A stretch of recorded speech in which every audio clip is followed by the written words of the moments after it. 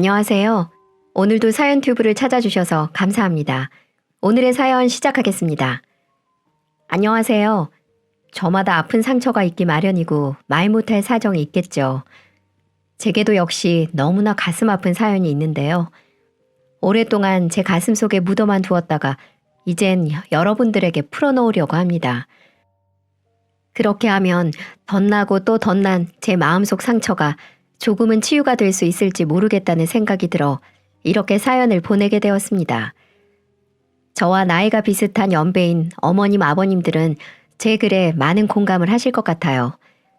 옛말에 자식 새끼들 키워봤자 아무 소용없다 라는 말이 있잖아요. 저는 정말 이 말이 남들 얘기인 줄만 알았습니다. 하지만 평생 힘들게 키워온 하나밖에 없는 아들에게 제대로 뒤통수를 맞으면서 하루하루가 지옥 같고 괴롭기만 합니다. 이런 상황에서 여러분들은 어떤 결정을 내리실지 참으로 궁금하기만 하네요. 저는 그때 그 시절 22이면 지금 생각해도 너무나 꽃다운 나이죠. 그렇게 아무것도 모르는 어린 나이에 투박하지만 성실한 남편을 만나 서울 외곽에 신접살림을 차렸습니다. 당시에는 가난하지 않는 사람을 찾기가 힘들 정도로 참 어려운 시기였어요. 그래서 좀도둑도 많았고 사람 사이에 정도 많았죠. 남편은 볼펜 공장에서 하루 종일 일을 하면서도 일요일마다 한강 백사장에 나가 음료수를 팔았습니다. 참 찢어지게도 가난했지만 남편은 처자식을 먹여 살리기 위해서 정말 부지런하게 살았어요. 아들에겐 이 가난을 물려주고 싶지 않다면서 8살짜리 어린 아들한테 공부를 열심히 해야 한다는 말을 늘 입버릇처럼 했습니다. 철영아, 넌 꼭 아빠처럼 되지 말고 훌륭한 사람이 돼야 한다. 그러려면 첫째도 공부, 둘째도 공부야. 잘 알겠지? 남편이 하도 세뇌를 해선지 아이는 꼭 훌륭한 의사가 돼서 엄마 아빠 호강시켜주겠다며 참으로 공부를 열심히 하더군요. 믿겨지시나요? 8살짜리가 친구들은 밖에서 소꿉장난하고 놀 때 우리 아들은 책상 앞에 앉아 공부했다는 사실을요. 아들은 꼬물거리는 손으로 숫자나 낱말을 열심히 익혔고 남편은 그런 아들을 흐뭇하게 바라보곤 했습니다. 여보, 우리 철영이 좀 봐. 이 녀석이 벌써 한글로 제 이름을 쓰잖아. 당신도 참 그게 그렇게도 좋아요? 그럼 당연히 좋지. 우리 철영이는 분명 씩씩하고 똑똑한 어른이 될 거야. 틀림없어. 맞아요. 우리 철영이는 분명 훌륭한 사람이 될 거예요. 하지만 남편은 그 빨리 지나간다던 시간도 누려보지 못하고 세상을 뜨고 말았죠. 여느 때처럼 공장에서 열심히 일을 하던 남편은 심장마비로 쓰러져 버렸고 눈 한 번 뜨지 못하고 그 길로 저승길로 떠나고 말았습니다. 남편을 그렇게 허망하게 떠나보내고 난 뒤 저는 슬픔보다는 앞으로 살 길이 더 막막했어요. 그때 제 나이가 정확히 30이었거든요. 나이 30에 과부가 되니 참 힘들 일들이 많았습니다. 젊은 나이에 혼자가 되니 동네 양아치들이 찝적대는 사람들도 많았고 돈 많은 노인네가 한 달에 얼마 줄 테니 자기한테 시집 오라고 유혹하는 사람도 있었어요. 세상에 정말 별별 미친놈들이 많더라고요. 하지만 전 모든 제안을 거부하고 우리 아들 하나만 바라보고 살기로 결심했습니다. 저만큼 아들이 받은 상처도 컸을 테니까요. 하지만 재산이라곤 쥐뿔도 없는데 남편 없이 어린 자식을 키운다는 게 덜컥 겁이 나더라고요. 하지만 그래도 이 악물고 살아야 했습니다. 무슨 일이 있어도 우리 철영이 훌륭하게 키우고 싶었거든요. 전 처음에 식당에서 설거지하는 일부터 시작했어요. 하루 종일 앉아서 불판 닦고 기름기 묻은 접시를 설거지한다는 게 보통 일이 아니었어요. 허리가 끊어질 것 같고 나중에는 현기증까지 나기 시작하더군요. 그래도 저는 이를 악물고 버텼습니다. 학교에서 열심히 공부하는 우리 아들을 생각하며 이겨내려고 했었죠. 하지만 세상은 그리 호락호락한 곳이 아니었습니다.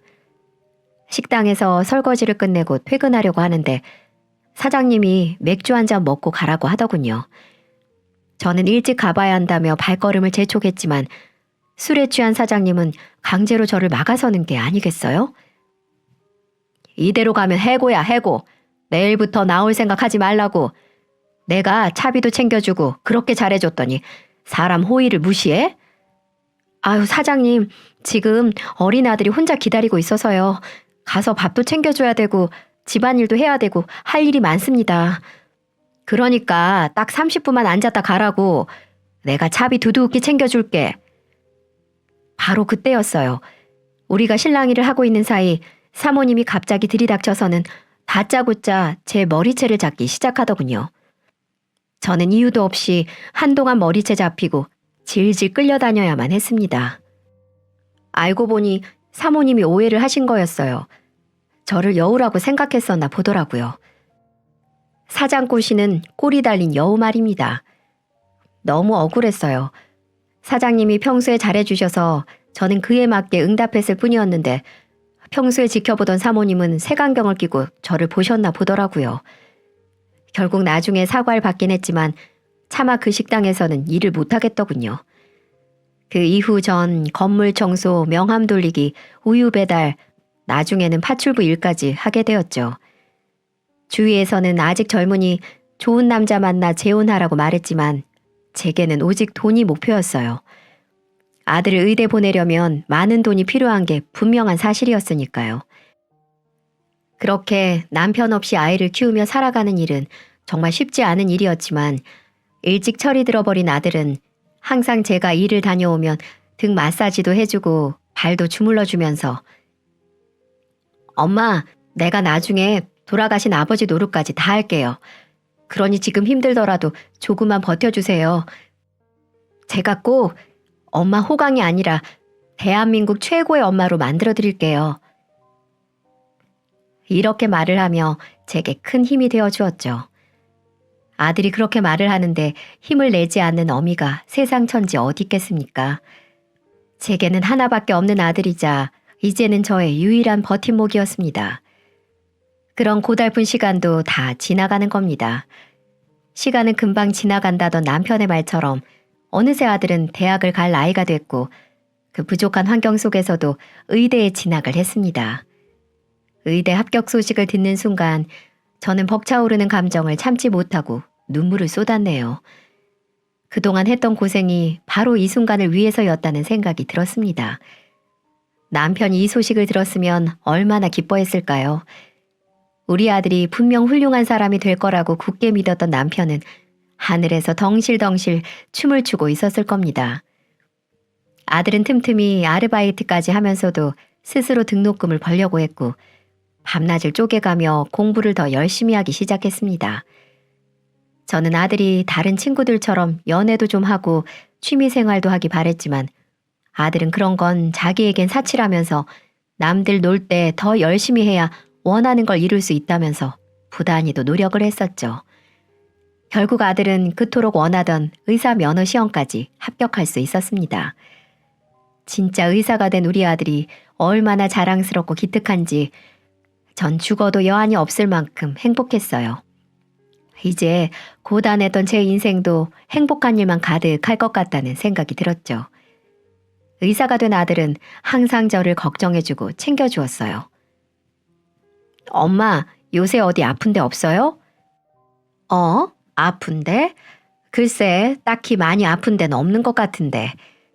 그래도 엄마 나이 땐 안심하면 안 돼요. 미리미리 병원 다니면서 피검사도 하고 대변 검사 같은 것도 하면서 만성질환 같은 거 미리 발견하는 거죠. 제가 병원에 말해둘 테니까 이번에 꼭 들르세요. 그래? 괜히 내가 패 끼치는 거 아니니? 아니에요, 엄마. 아들이 의사인데 이 정도 능력은 충분히 있어요. 그러니까 걱정 말고 오세요. 전 이렇게 아들 덕분에 이런저런 검사를 받으며 병을 관리할 수 있었죠. 의사 아들을 둔 덕택에 평생 경험해보지 못한 호사를 누렸습니다. 어디 그뿐입니까? 의사가 된 아들은 수입도 넉넉해졌고요. 자신이 생활비도 되고 엄마 용돈도 드릴 테니까 일을 그만두라고 성화였습니다. 의사 아들을 둔 엄마가 고생하면 남들이 다 욕한다면서 말이죠. 전 괜스럽다는 생각이 들어서 하던 일을 계속하려고 했지만 아들이 한사코 말리는 바람에 일을 그만두고 집에서 쉬게 됐죠.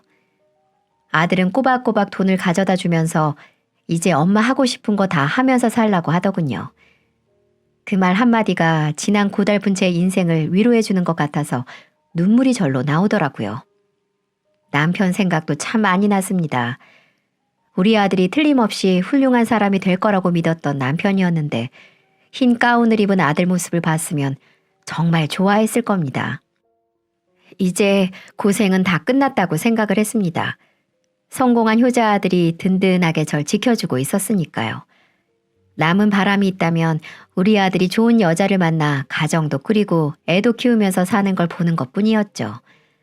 그런 제 희망과는 다르게 아들은 여자에는 도통 관심이 없어 보였습니다.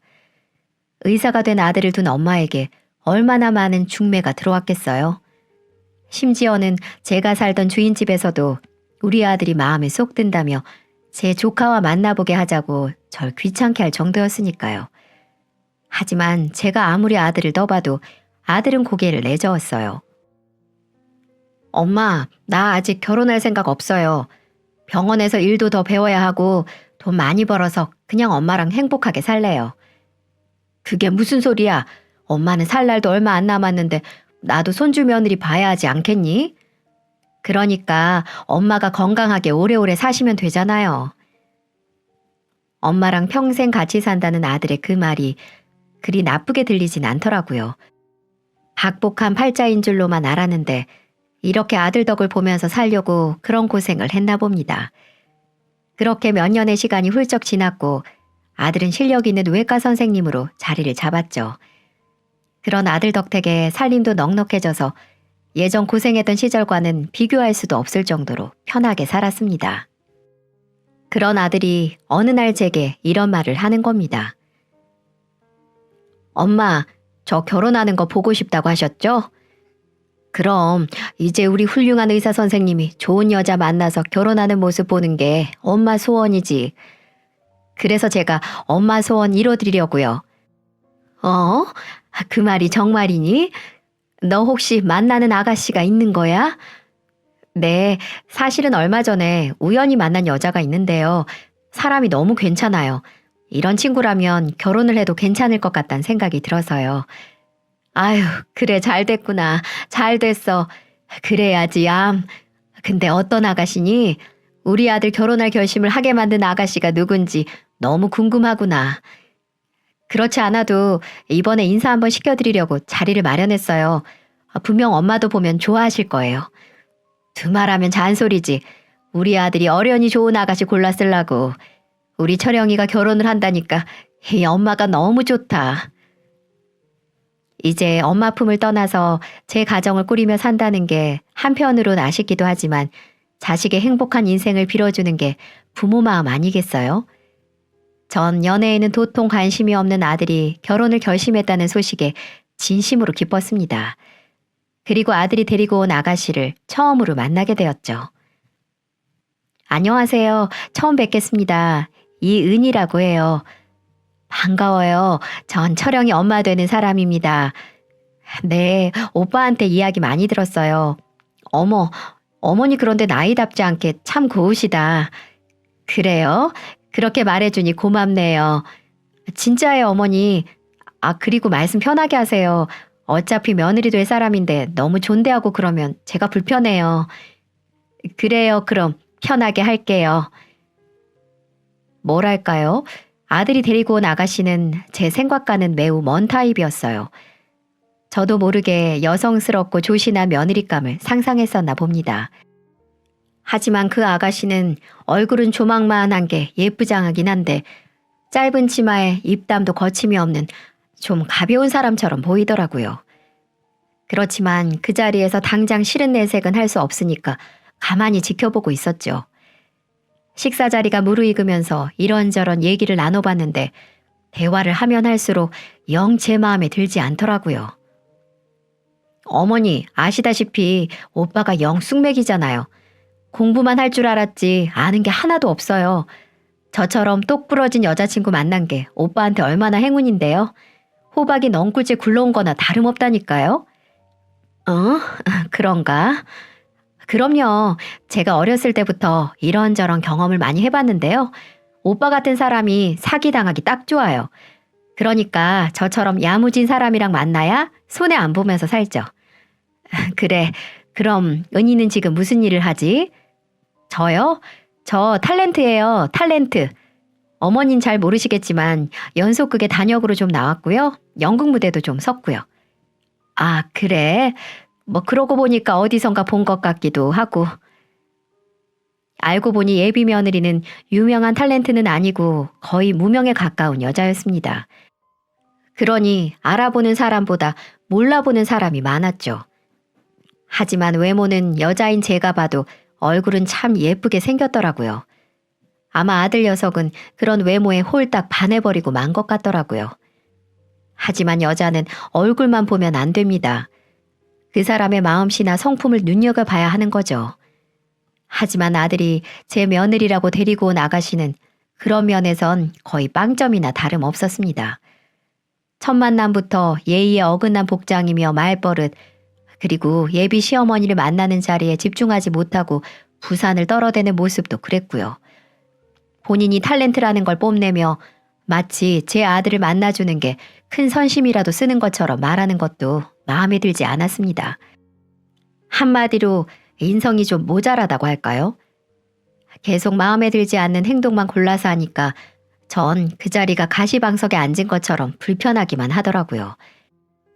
우리 착한 아들이 어쩌다가 이런 아가씨를 만나 결혼하겠다고 마음을 먹은 건지 속이 꽉 얹힌 것처럼 답답하기만 했습니다. 그 어색한 자리가 겨우 끝나고 전 집에 돌아온 아들에게 물었습니다. 철영아, 그 아가씨 만난 지가 얼마나 됐다고 했지? 이제 4개월 조금 넘었어요. 엄마 보긴 어때요? 참 예쁘게 생겼죠? 그래, 뭐 어여쁜 아가씨이긴 하더라. 그런데 철영아, 우선 너희 둘 만난 지 얼마 안 됐으니까 좀 더 만나보고 결혼을 결정하는 게 어떻겠니? 왜요, 엄마? 혹시 은희가 마음에 안 드세요? 솔직히 엄마 마음에 꼭 드는 사람은 아니더라.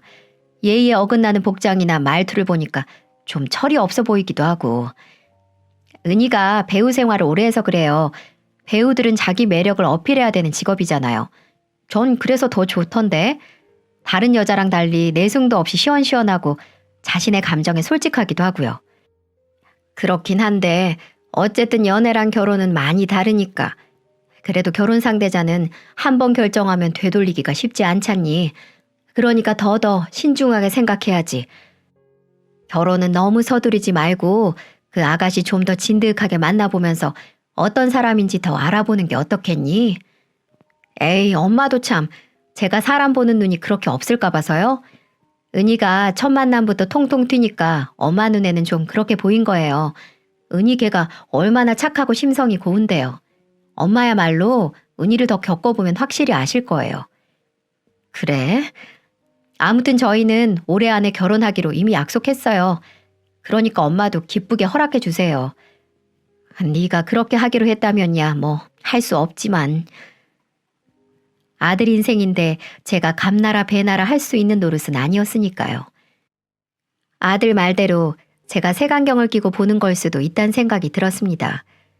제 며느리감으로는 눈에 차지 않았지만 아들 눈에는 멋진 아내로 보였을지도 모르니까요. 저는 그렇게 마음을 고쳐먹고 두 사람의 결혼을 허락했어요. 그렇게 그해 가을 아들은 결혼을 했고 저는 아들의 새로운 인생이 무탈 없이 행복하기만을 빌고 또 빌었습니다. 처음에 두 사람은 잘 사는 것처럼 보였어요. 아들에게 찰싹 달라붙어서 애교도 부리는 며느리가 한편으로는 어여쁘게도 보였고요. 그리고 제게도 어머니, 어머니 하면서 살갑게 잘 했습니다. 어머니, 저희 왔어요. 그래, 은희 왔니? 네. 그런데 어머니 파마하실 때가 된 것 같은데요? 머리가 너무 많이 풀렸네. 그러니? 네, 그렇다니까요. 이따가 저랑 같이 미용실 갔다 와요. 요새 제가 예쁘다고 생각한 머리가 있는데 어머니한테 아주 딱 잘 어울릴 것 같아요. 그래? 그럼 그래 볼까? 제잘거리는 산새처럼 성격이 밝고 발랄해서 아들 하나밖에 없던 제게 막내딸이 생긴 것 같은 기분도 들었고요. 살림 솜씨는 좀 서툴었지만 이것저것 배우려는 모습이 예쁘게 보였죠. 괜히 며느리를 오해했다는 생각에 조금 부끄럽기도 했습니다. 게다가 며느리는 제게 귀한 손자까지 안겨준 복덩이였습니다. 어머니한테 드릴 선물이 있어요. 선물? 오늘 무슨 날도 아닌데 웬 선물이니? 어머니 곧 손주 보실 수 있을 것 같아요. 뭐? 은희 너 아이 가졌니? 네, 어머니 병원에서 확인했는데요. 저 임신했대요. 아이고, 그랬구나. 정말 고맙다, 은희야. 고마워. 에이, 고맙긴요. 이게 다 어머니가 제게 사랑을 듬뿍 주신 덕분이죠. 며느리가 행동이 좀 가볍고 여우 같은 면이 없진 않았지만 그래도 제 남편 좋아하고 제게 모나게 굴지 않는 게 다행이라고 생각했어요. 하긴 어떤 며느리가 와도 완벽할 수 있겠습니까? 전 두 사람이 다투지 않고 아이를 키우면서 단란하게 살면 된 거라고 생각했습니다. 그렇지만 며느리와의 갈등은 손자가 세상 밖으로 나오면서부터 시작됐습니다. 아무리 바빠도 혼자 계신 어머니가 신경 쓰인다며 자주 찾아오고 연락도 자주 했던 애들이었습니다. 그런 애들이 점점 제게 소홀해지는 것이 느껴졌죠. 물론 아이가 생겼으니까 이해 못할 일은 아니었습니다. 시어머니가 돼서 그 정도도 헤아리지 못하는 건 아니었으니까요. 그런데 그 정도가 너무 지나치다는 생각이 자꾸 드는 겁니다. 어쩌다 제가 찾아가도 반가운 기색 없이 냉랭하기만 하고요. 처음에 보였던 며느리의 살가움이 조금도 보이지가 않더라고요.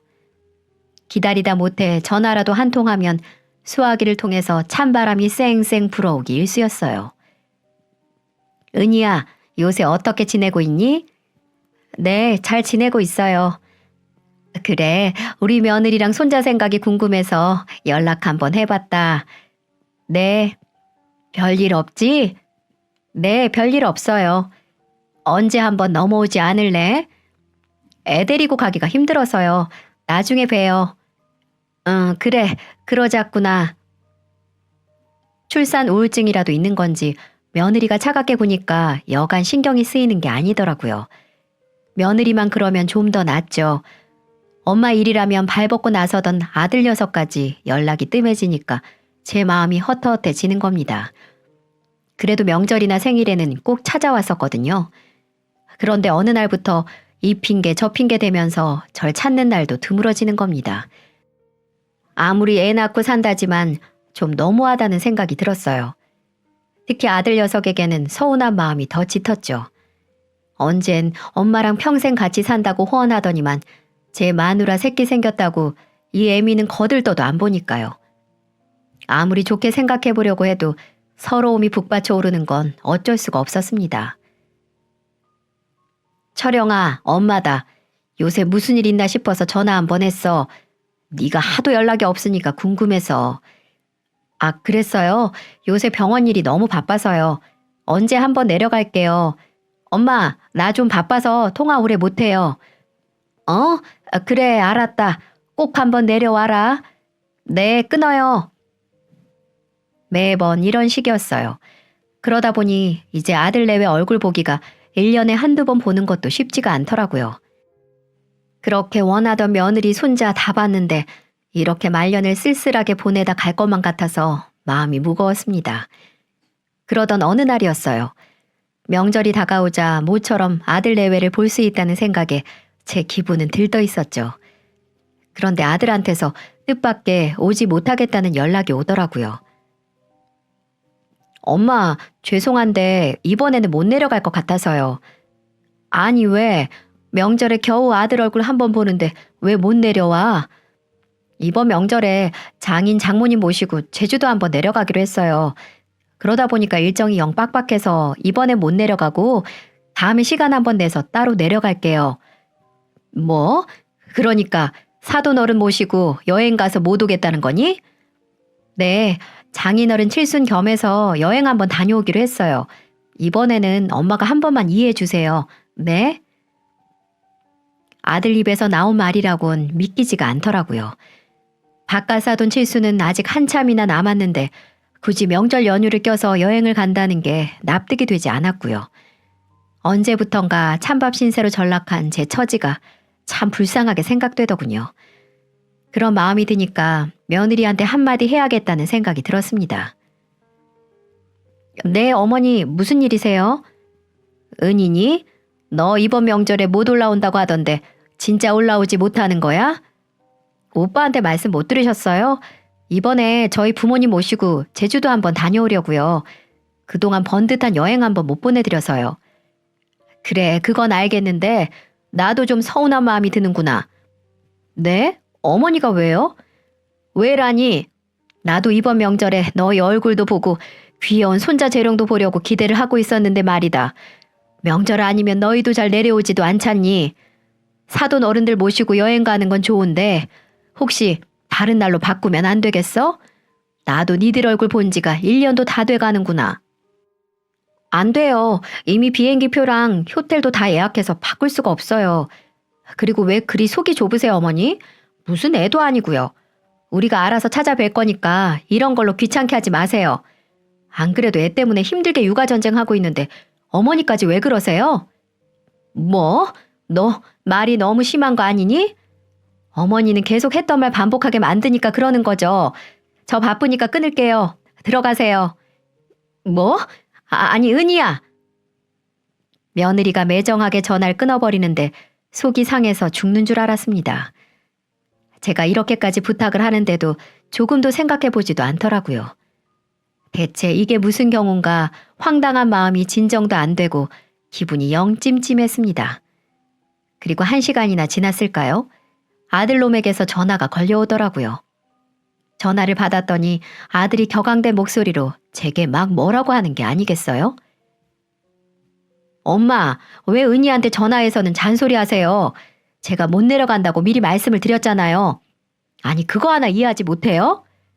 철영아, 엄만 그게 아니고 집사람도 저 쉬는 날 겨우 일정 잡아서 여행 한번 가는 거예요. 그걸 엄마가 트집 잡으니까 애가 스트레스 받아서 죽겠다잖아요. 엄마는 그렇게 며느리 잡아서 속이 시원해요? 아니, 얘가 정말 내가 언제 은희를 잡았다고 그래?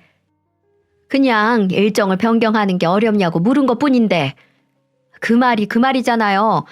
제가 제주도 다녀와서 어련히 엄마 집에 찾아갈까? 정말 어른답지 못하게 왜 그래요 정말? 뭐? 너 말 다 했니? 아, 됐어요 됐어. 엄마가 자꾸 이러면 이번 명절만이 아니라 평생 못 내려갈지도 모르니까 그렇게 아세요. 뭐라고? 흥분한 아들이 저한테 그렇게 쏘아대고는 전화를 툭 하고 끊어버리는데 얼마나 제 마음이 아프던지요. 단 한 번도 제게 목소리를 높인 적이 없던 아들인데 마치 딴 사람처럼 구는 모습이 당최 적응이 되질 않는 겁니다. 이뿐만이 아니었어요. 1년에 한 번뿐인 제 생일날이었어요. 저는 아무리 바빠도 이날은 제게 와줄 거라고 믿었죠. 하지만 이날도 아들 부부는 제게 생일 선물을 주는 대신 큰 아픔을 선사해 주더군요. 생일 전날까지도 아들 부부의 전화를 기다렸는데 전화 한 통이 없더군요. 그래서 걱정되기도 해서 제가 먼저 전화를 걸었죠. 철영아, 요즘 무슨 일 있니? 요새 왜 통 전화가 없어? 걱정돼서 전화해봤다. 아, 엄마, 별일 없으시죠? 무슨 일로 전화하셨어요? 무슨 일이긴, 엄마가 아들한테 일이 있어야 전화하니? 그리고 내가 이 말까진 안 하려고 했는데 내일 엄마 생일인데 전화 한 통도 없어서 전화해봤다. 좀 서운하구나. 에이, 엄마, 요즘 누가 일일이 생일을 챙겨요. 바빠 죽겠구만. 엄마는 아들이 열심히 잘 사는 모습이 엄마 생일 선물 아닌가요? 아무튼 죄송해요. 나중에 찾아뵐게요. 뭐? 넌 네 처자식만 중요하고 이 애미는 눈에도 안 보이니? 엄마 아픈 데는 없는지 무슨 걱정은 없는지 어떻게 지내는지 궁금하지도 않아? 그리고 너 애 낳고 한 번도 오지 않았어. 왜? 네 마누라가 가기 싫대? 아, 사실은 엄마 집에 가면 이상한 냄새 나고 위생상 애한테 안 좋다면서 자꾸 안 간다고 하네요. 그렇다고 저만 갈 수도 없는 노릇이고요. 나중에 애가 좀 크면 그때 갈게요. 뭐? 너 말 다 했어? 저는 아들이 하는 말에 깜짝 놀라고 말았습니다. 다른 이유도 아니고 냄새나고 더럽다고 저를 찾아오지 않는다뇨. 제 집 주변에 공장이 있어서 냄새가 날 수 있다는 건 인정합니다. 그렇다고 안 온다는 게 말이 되는 소린가요? 그리고 아들 혼자 와서 잘 지내는지 들여다볼 수 있는 건데 며느리가 가기 싫다고 했다고 자기도 안 온다뇨. 이때 처음으로 아들에게 배신감이라는 걸 느낄 수 있었네요. 너무나도 변해버린 아들, 이제는 점점 낯설어지기 시작하더군요. 그렇게 아들에게 일방적으로 당하고 보니까 인생이 참 덧없게 느껴지는 겁니다. 차라리 이 모습을 보지 못한 남편이 다행이란 생각이 들 정도였어요. 저는 그날 서러운 마음에 남편 사진을 붙들고 통곡을 하고 말았죠. 아무것도 모르는 사진 속 남편은 빙그레 웃기만 하는데 차라리 혀 확 깨물고 남편 곁으로 갈까 이런 생각도 했답니다. 이젠 다시는 아들 인생에 끼어들지 말아야겠다는 생각도 했어요. 제가 아이들 인생에 걸림돌이 된다면 그게 맞는 거겠죠. 그것 역시 부모의 역할이라면 마땅히 그렇게 하는 게 맞습니다. 그렇게 전 아들 며느리에게 일체 연락을 하지 않았습니다. 그런데 아들놈도 제게 연락을 하지 않더라고요. 내심 아들이 죄송하다며 사과를 할 거라고 기대했습니다. 하지만 제 생각은 큰 오산이었어요. 아들 내외와 전 무려 5년이라는 시간 동안 통화 한 번, 문자 한 번 주고받지 않고 살았습니다. 아니네요. 제가 먼저 중간에 한 번 한 적이 있었는데 제가 아들 잘 살지? 이렇게 문자를 보내니 아들은 네. 이렇게 단답형으로 한 글자로 문자를 보내더이다. 2년 만에 연락했는데 잘 사시냐는 말도 없이 네 하고 끝이라뇨. 저는 결국 너무 자존심이 상해 그 이후로 어떤 연락도 하지 않았습니다. 제가 안 하니 아들 며느리 아무도 기다렸다는 듯 저를 없는 사람 취급을 하더군요. 참 서러웠습니다. 정말 죽고 싶을 정도로 가슴이 아프더군요. 마시지도 못하는 막걸리를 마시며 얼마나 울었는지 몰라요. 얼마나 가슴을 부여잡고 서럽게 울었는지 모릅니다. 나중에 알고 보니까 아들이 왜 제게 연락을 안 한 줄 아시나요? 바로 그 탤런트했다던 며느리 때문이었습니다.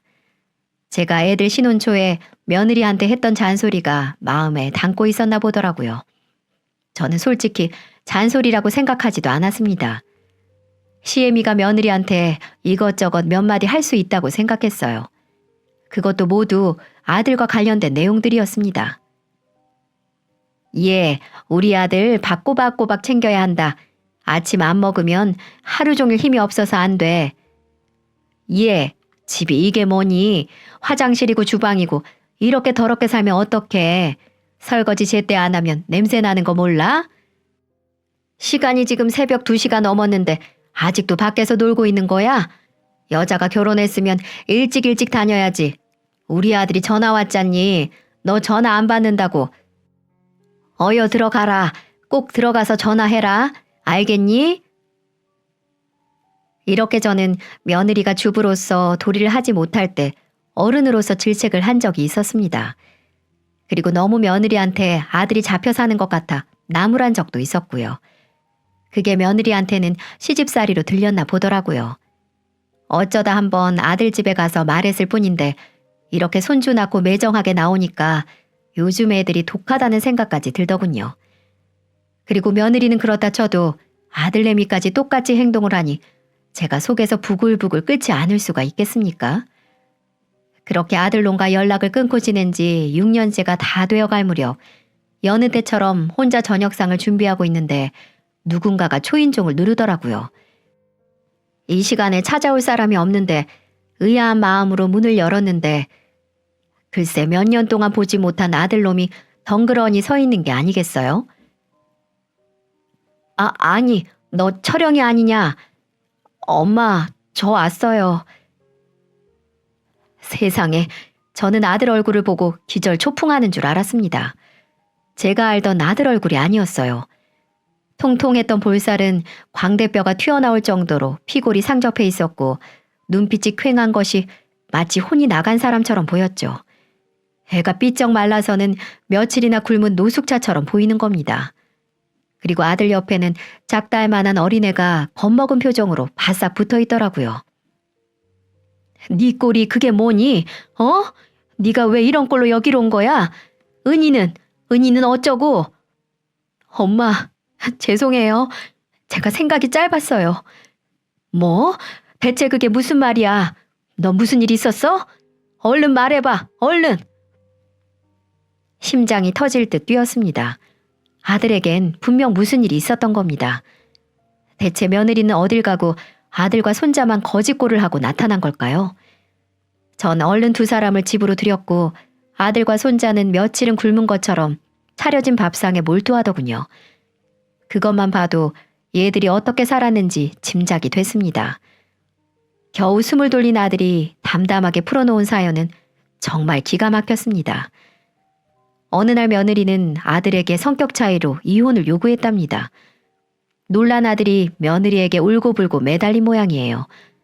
이혼만큼은 절대 안 된다며 원하는 거 다 해주겠으니 제발 다시 생각해보라고 만류했다는 겁니다. 결국 별거 상태로 지내기로 한 아들과 며느리는 따로 지냈고요. 그동안 손자는 아들이 도우미까지 구해서 겨우 키운 모양이에요. 그러면서도 아들은 며느리에게 꼬박꼬박 생활비를 보냈고 며느리는 그것도 모자라 집과 부동산 명의를 자신 앞으로 해달라는 요구를 했다는 겁니다. 그러면 이혼 생각을 다시 해보겠다는 조건으로 말이죠. 그 말을 철석같이 믿은 아들은 며느리의 요구대로 재산을 전부 며느리 명의로 돌려주었고 며느리가 쓰는 카드값까지 꼬박꼬박 내주었다는 거죠. 아무리 아들이 의사라지만 한계라는 게 있지 않겠습니까? 따로 집까지 얻어서 나간 며느리에게 매달 수백에 달하는 생활비도 감당해야죠. 아들 키우는 육아비와 생활비도 책임을 져야죠. 거기에다 며느리의 사치까지도 해결해야 하니 아들이 오래 버틸 수 없는 건 당연했습니다. 견디다 못한 아들이 며느리에게 이제 돌아오라고 요구를 했지만 며느리는 요지부동이었답니다.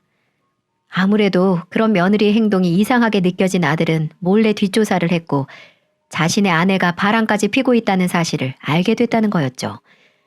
그것도 모르고 자기 마누라가 그저 성격 차이로만 이혼을 요구하는 줄 알았던 아들놈은 며느리 마음을 돌리기 위해 쓸개까지 다 내어주었으니 얼마나 분통이 터졌겠습니까? 하지만 이미 때는 늦고 말았습니다. 아들이 며느리를 찾아 따지려고 했을 땐 이미 며느리는 자취를 감추고 만 뒤였답니다. 며느리 앞으로 돌려줬던 모든 재산도 이미 처분한 뒤였고요. 아들 수중에는 빚만 잔뜩 남은 상태였고 아들은 그 충격에 의사 생활도 잠시 접고 거의 폐인처럼 살다시피 했다는 겁니다. 손자하고 극단적인 선택까지 하려고 했다고 말하더군요. 그러면서 제 앞에서 피눈물을 흘리는데 얼마나 답답하던지요. 당장이라도 며느리 그년을 찾아서 요절을 내주고 싶었지만 제가 뒤늦게 그렇게 한들 무슨 소용이 있겠습니까? 알고 보니 아들이 지금껏 제게 모질게 했던 거는 다 며느리가 조정을 했던 거였습니다. 지금껏 의사가 되기 위해 연애 한번 제대로 못하고 공부만 했었던 아들은 여자 하나 잘못 만나 결국 패가 망신하고 만 거였어요. 괜히 탤런트 연기자겠습니까? 아무리 무명에 가깝다고 해도 우리 일반인들보다 연기를 훨씬 잘하지 않겠습니까? 며느리는 아들에게 여우짓 같은 연기를 하며 아들을 구워 삶았고 그 늪에 빠져나오지 못하고 이 어미까지 배신하며 며느리에게 환장했던 걸로 보였어요. 솔직히 우리 아들이 인물이 잘난 편은 아닙니다. 처음부터 저렇게 예쁜 아가씨가 우리 아들하고 결혼한다고 했을 때 좀 의아하긴 했었어요. 그래서 저는 단번에 알아볼 수 있었죠. 며느리가 우리 아들의 조건, 배경 보고 결혼한다는 사실을요. 그래서 저는 그년을 탐탁지 않게 여겼었던 거였는데 우리 아들은 눈에 콩깍지가 씌어서 홀라당 넘어가고 만 거였습니다. 결국 며느리에게 제대로 뒤통수를 맞고 벼랑 끝에 몰린 아들이 찾아온 곳은 결국 저였던 거고요. 아들 말을 다 듣고 나니 속이 찢어지는 것처럼 아팠습니다. 대체 이 며느리녀는 사람을 이렇게까지 망가뜨릴 수 있는 걸까요? 당장 제가 경찰에 신고를 하자고 했는데 이미 아들이 신고를 한 뒤였더라고요. 경찰에서도 이 사건이 단순한 가정불화에 가깝고 아들이 모든 명의도 다 바꿔주고 그래서 사기로 보기엔 애매하다고 했다는 겁니다. 그 말에도 일리가 있죠. 자기 손으로 모든 걸 해주었으니까요. 제 아들이지만 왜 이렇게 바보 같을까요?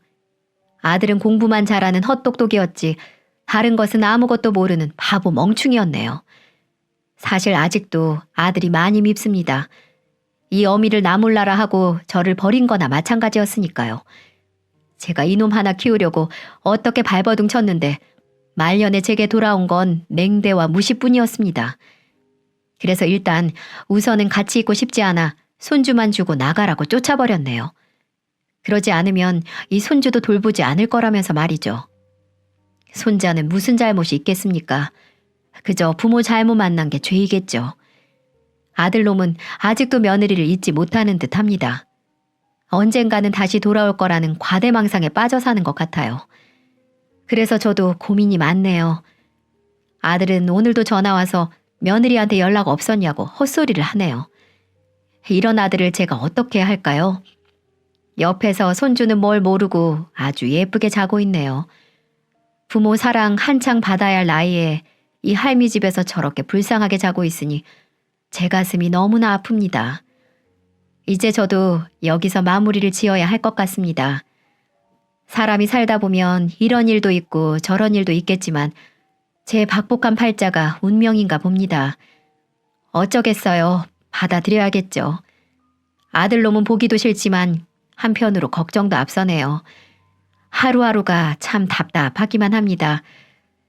긴 이야기 들어주셔서 감사합니다. 부디 애청자분들의 가정에는 늘 행복만 가득하길 빌겠습니다. 감사합니다.